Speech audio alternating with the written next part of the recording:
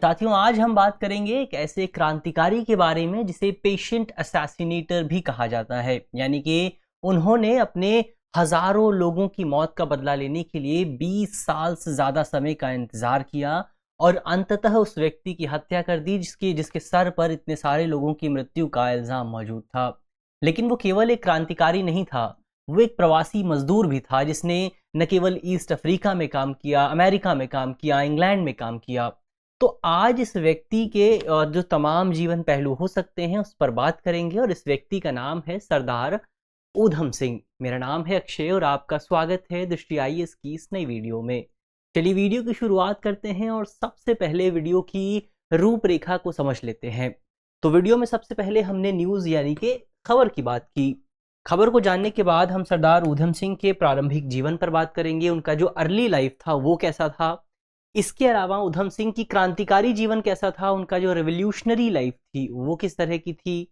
इसके अलावा general Dwyer की हत्या किस तरह से की गई, उस पूरे प्रकरण पर बात करेंगे और ये भी जानने की कोशिश करेंगे कि क्या जो ऊधम सिंह को केवल डायर की हत्या से जोड़कर देखा जाता है, क्या ये उनका एकमात्र उद्देश्य था, क्या उनके जीवन में केवल यही एक लक्ष्य था या फिर वो एक बड़े ऑब्जेक्टिव के लिए काम कर रहे थे, उसको भी जानने की कोशिश करेंगे।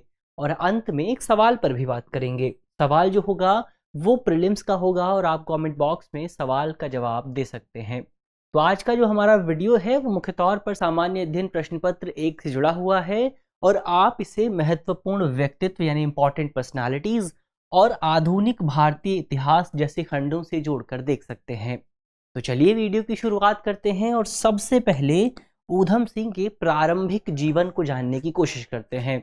तो ऊधम सिंह जी का जन्म हुआ था 26 दिसंबर 1899 को पंजाब के संगरूर जिले में एक छोटे से गांव में उनका जन्म हुआ था और जन्म के समय उनके माता पिता ने उन्हें जो नाम दिया था वो नाम था शेर सिंह। लेकिन सबसे बड़ी घटना ये हुई कि जन्म के साथ ही उनके माता पिता की जो मृत्यु थी वो बहुत कम उम्र में हो गई। दरअसल जन्म के साथ ही उनकी माता की मृत्यु हो गई थी। इसके बाद उनके पिता उनको ऊधम सिंह को और उनके भाई को एक साथ लेकर अमृतसर आए ताकि एक बेहतर जीवन गुजारा जा सके। लेकिन अमृतसर आने के कुछ समय बाद ही उनके पिता की भी मृत्यु हो गई।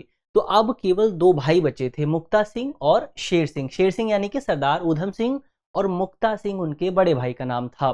लेकिन कुछ समय बाद ही ये लोग जो रहते थे वो मुख्य तौर पर अमृतसर के सेंट्रल खालसा अनाथालय में यानी कि ऑर्फनेज में रहते थे। लेकिन कुछ ही समय बाद मुक्ता सिंह की भी मृत्यु हो जाती है और अब इनके परिवार में केवल शेर सिंह बचते हैं और इसी अनाथालय में इन्हें ऊधम सिंह नाम दिया जाता है। तो यहाँ से पूरी तरह से जो सिखिज्म की प्रैक्टिसेस थी उससे जुड़ना शुरू हो जाते हैं। अब इनका जो बचपन था वो हमने पहले ही बात की, बहुत संघर्षयुक्त रहा था। पहले माता की मृत्यु होती है, फिर पिता की मृत्यु होती है, फिर भाई का साथ भी छूट जाता है। तो ऐसे में जो आर्थिक स्थिति थी वो बहुत ज़्यादा बेहतर नहीं थी और अपनी स्थिति को बेहतर करने के लिए इन्हें कुछ रास्ते मिलते हैं, जिनमें से एक रास्ता ये था कि ये ब्रिटिश आर्मी ज्वाइन कर लें, क्योंकि उस समय जो है ब्रिटेन को भारतीय लोगों की ज़रूरत थी। उस समय तक जो है फर्स्ट वर्ल्ड वॉर 1914 तक शुरू हो गया था। तो ऐसे में ब्रिटिश अधिकारी जो थे वो बड़ी मात्रा में भारतीय लोगों को अपनी सेना में शामिल कर रहे थे और इन्हीं लोगों में से एक थे सरदार ऊधम सिंह। तो इस तरह से ये ब्रिटिश सेना में शामिल हो जाते हैं। ब्रिटिश सेना की ओर से विदेश में युद्ध लड़ने चले जाते हैं। युद्ध लड़के 1919 में वापस भारत आते हैं और वापस भारत आते ही इनके क्रांतिकारी जीवन की शुरुआत होती है।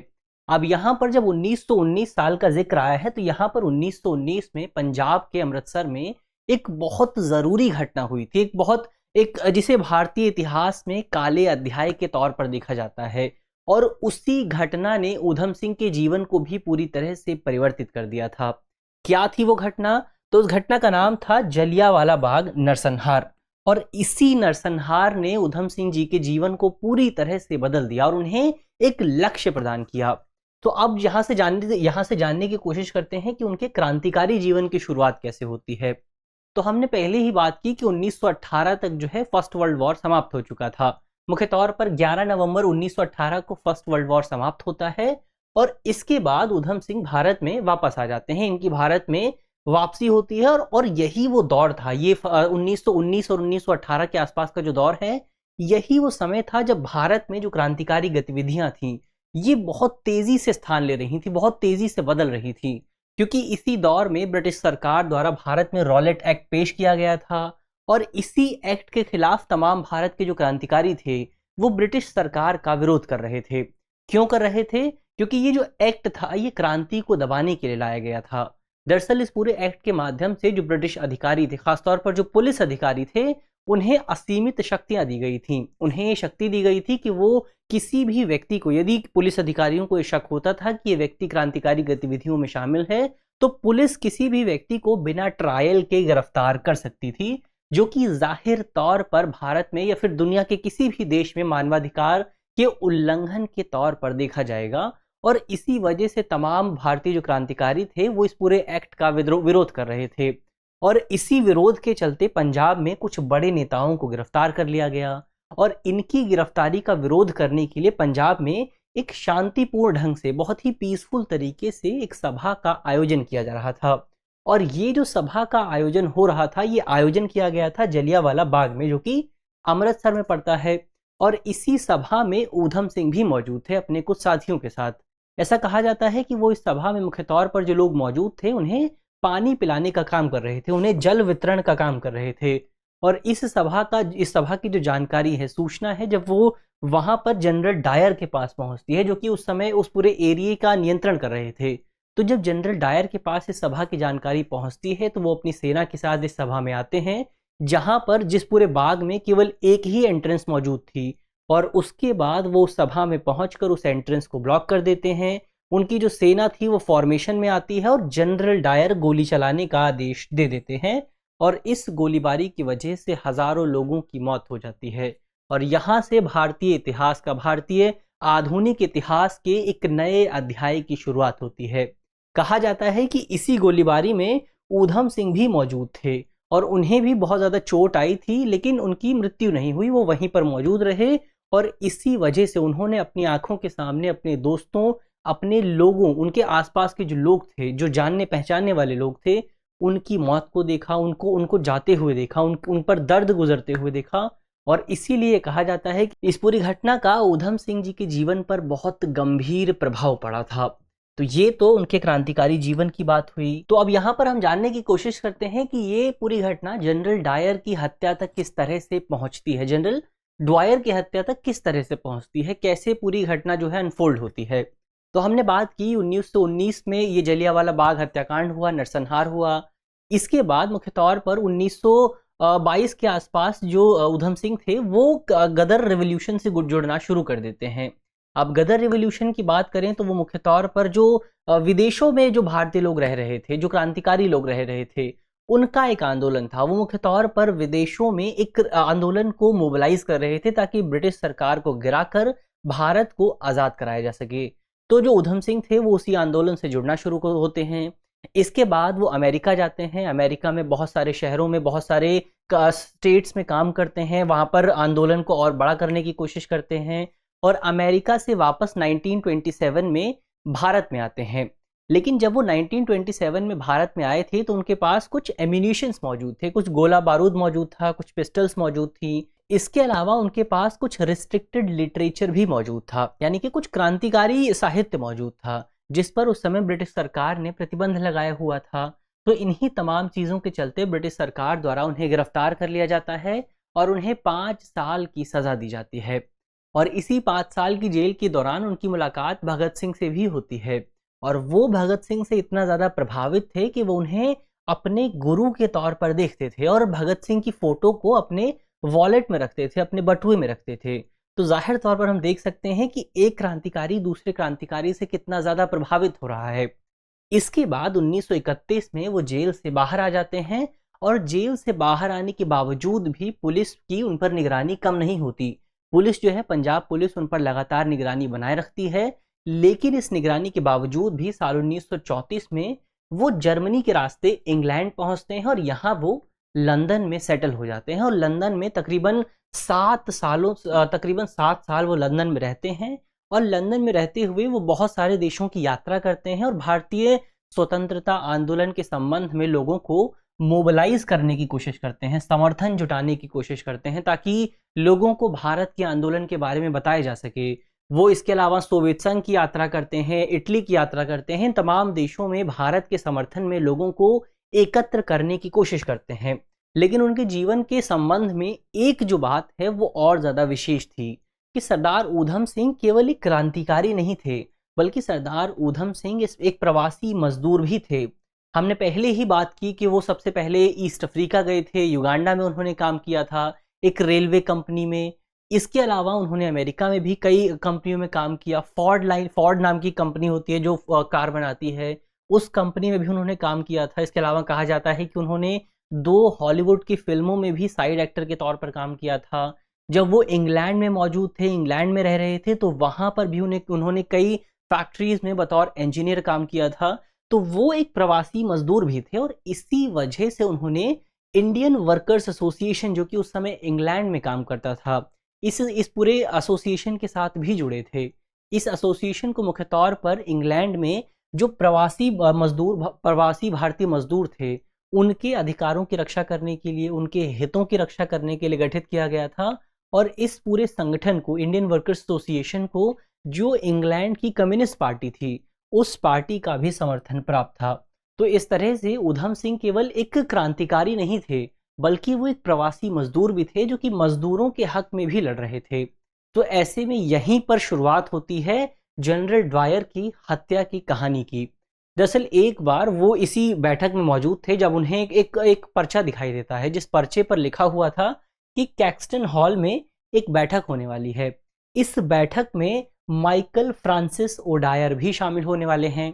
अब इस पूरे विषय पर आगे बढ़ने से पहले हमारे लिए ये जान लेना भी ज़रूरी हो जाता है कि दरअसल माइकल फ्रांसिस ओडायर थे कौन।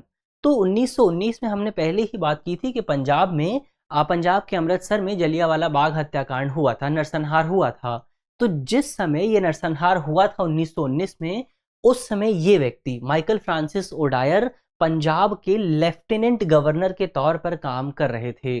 और ऐसा कहा जाता है, कई क्रांतिकारी, कई लोग, कई इतिहासकार इस बात को स्वीकार करते हैं कि इन्हीं के आदेश पर कर्नल रेजिनाल्ड डायर यानी जिस व्यक्ति ने गोली चलाने का आदेश दिया था, उस व्यक्ति ने इसी व्यक्ति के कहने पर, इसी व्यक्ति के ऑर्डर पर वो आदेश दिया था। तो यहाँ पर कहीं ना कहीं जो क्रांतिकारी थे वो प्रत्यक्ष तौर पर माइकल फ्रांसिस ओडायर को इस पूरी घटना के लिए जिम्मेदार मानते थे। इसके अलावा माइकल फ्रांसिस ओडायर ने कई जगहों पर कई जो बैठकें थी, कई जो कार्यक्रम थे, समारोह थे, उन समारोह में इस घटना का समर्थन भी किया था। उनका कहना था कि जो उस समय 1919 की स्थिति थी, वहां पर 1857 की क्रांति की स्थिति बन रही थी। तो ऐसे में उन्होंने कर्नल डायर को यह आदेश दिया था कि कोई ऐसी कार्यवाही की जाए जिसकी वजह से भारतीय लोगों के मन में एक ऐसा डर पैदा हो कि वो 1857 की क्रांति को दोहरा ना सकें। और उनके इसी आदेश के आधार पर डायर ने उस घटना को अंजाम दिया था। तो प्रत्यक्ष तौर पर लोग जो माइकल फ्रांसिस ओडायर थे, उन्हें इस पूरी घटना के लिए जिम्मेदार मान रहे थे। तो ऐसे में मुख्य तौर पर ये जो बैठक थी, इस बैठक का आयोजन होता है 3 बजे के आसपास, दिन में इस बैठक की शुरुआत होती है। और इस बैठक में मुख्य तौर पर 450 के आसपास लोग मौजूद थे। और इसी बैठक में उनमें से एक व्यक्ति थे सरदार ऊधम सिंह, जो कि किताब में छुपाकर, किताबों के पेजों को काटकर उस किताब में एक बंदूक को लेकर घुसे थे। और अंत में जैसे ही उस बैठक का समापन होता है, उस चर्चा का समापन होता है, भीड़ के बीच में से सरदार ऊधम सिंह उठते हैं और 5 सेकंड के भीतर 6 राउंड फायर कर देते हैं। इसमें से एक गोली की वजह से जनरल ओडायर की मौके पर ही मौत हो जाती है और वहां पर ऊधम सिंह को पुलिस द्वारा गिरफ्तार कर लिया जाता है। तो ये तो जनरल ड्वायर की हत्या की पूरी घटना हुई।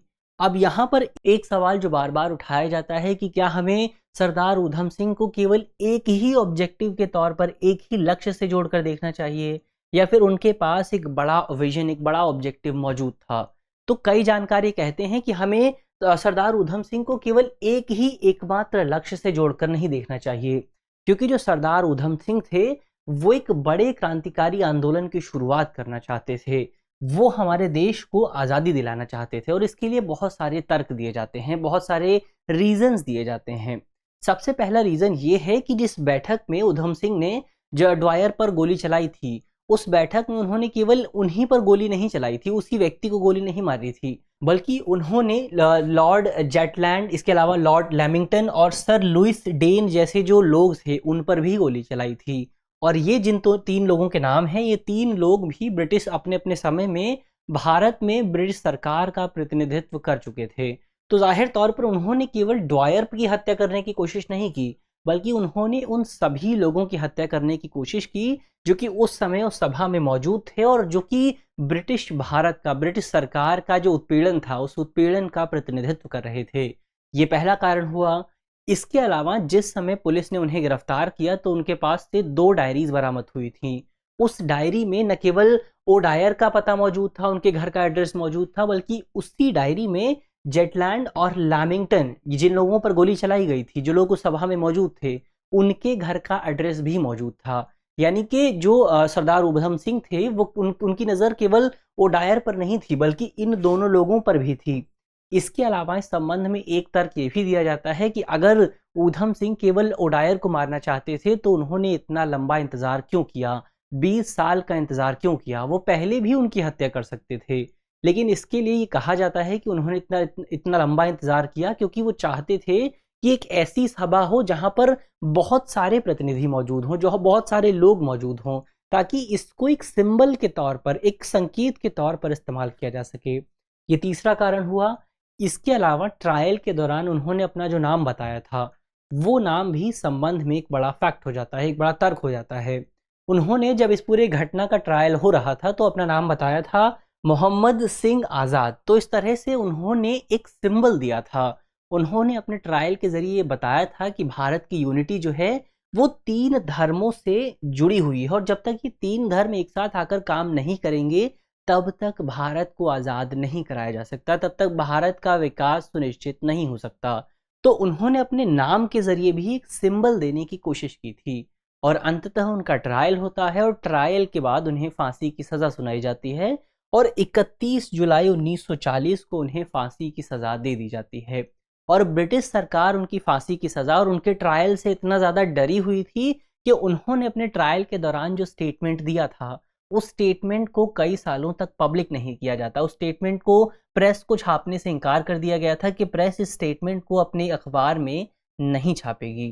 तो ये तो बात हुई सरदार उधम सिंह की, उनके जीवन की, क्रांतिकारी जीवन की, उन्होंने किस तरह से ओडायर की हत्या की और उस हत्या को हमें किस पर्सपेक्टिव से देखने की ज़रूरत है। तो ये तो इस पूरे विषय की बात हुई। अब अंत में एक प्रश्न की भी बात कर लेते हैं। प्रश्न जो है वो प्रीलिम्स का है और आप वीडियो में बताए गए तथ्यों के आधार पर इस प्रश्न को आसानी से हल कर सकते हैं। आज का हमारा सवाल है कि सरदार उधम सिंह निम्नलिखित में से किस क्रांतिकारी आंदोलन से जुड़े हुए थे? हमारा ऑप्शन है, पहला ऑप्शन है हिंदुस्तान सोशलिस्ट रिपब्लिकन एसोसिएशन यानी कि HSRA। हमारा दूसरा ऑप्शन है खिलाफत आंदोलन। हमारा तीसरा ऑप्शन है गदर आंदोलन। हमारा चौथा ऑप्शन है इनमें से कोई नहीं। तो आप कमेंट बॉक्स में सवाल का जवाब दे सकते हैं। मुझे उम्मीद है कि इस वीडियो में जिन बिंदुओं पर बात की गई है वो आपको समझ में आएंगी और यदि आप इस वीडियो की PDF चाहते हैं तो इसकी PDF आपको हमारे टेलीग्राम ग्रुप पर मिलेगी और टेलीग्राम ग्रुप का जो लिंक है वो आप जानते हैं वीडियो के डिस्क्रिप्शन में होगा। तो ग्रुप से जुड़ना बिल्कुल भी ना भूलें। मिलते हैं आपसे अगले वीडियो में, तब तक के लिए धन्यवाद।